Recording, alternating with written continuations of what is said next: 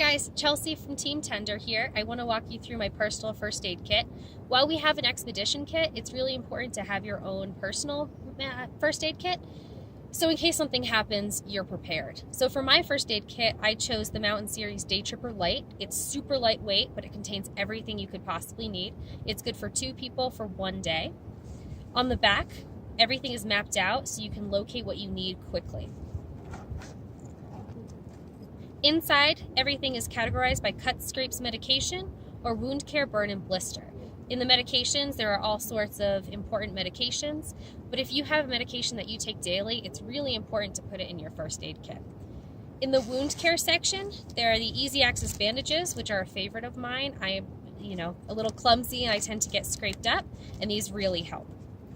Although the kit's really small and lightweight and won't take up much room in your pack, there's enough room to customize it and add things that you might want to have. So I included the rescue flash mirror from Survive Outdoors Longer in case we get into an emergency situation and have to signal for help. That's my kit. Thanks for watching.